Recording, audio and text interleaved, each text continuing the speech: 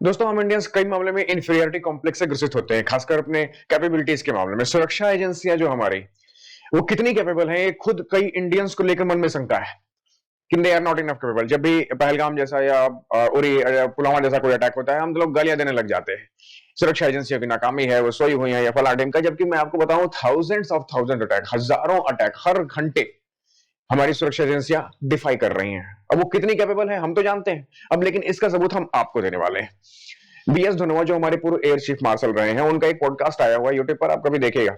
Balakot strike आपको याद होगा, 2019 में पुलवामा के जवाब में हम लोगों ने बालाकोट स्ट्राइक किया था। उसमें मुजफ्फराबाद और कोटली कुछ इलाकों में हमने जो ट्रेनिंग कैंप थे, टेरर कैंप थे, उनके छतों पर से एक बम गिराए थे। उसमें जो बम का टाइप यूज हुआ था, दैट इज स्पाइस 2000।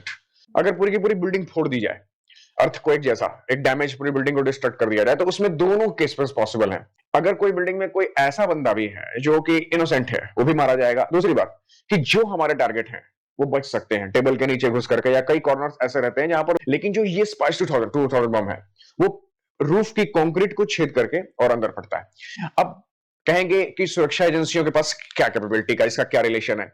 उस बिल्डिंग के कोऑर्डिनेट्स, यहां तक कि जीपीएस के लोकेशंस वगैरह सब कुछ हमारी एजेंसियों ने उपलब्ध कराया था एयरफोर्स को कि ये बिल्डिंग्स है, यहां ऑपरेट करना है। और अगर मंजिला तीन चार मंजिल है उस इमारत में, तो किस मंजिल पर बच्चे पढ़ रहे हैं, किस मंजिल पर अटैक ट्रेनिंग कैंप्स हैं, किस मंजिल पर हमें एक्चुअल में अटैक करना है, वहां तक कि उस मंजिल की हमको जानकारी थी कि किस मंजिल पर मारना है। भाई जाहिर सी बात है, हम इनोसेंट्स पर अटैक नहीं कर सकते, बच्चों पर अटैक नहीं कर सकते।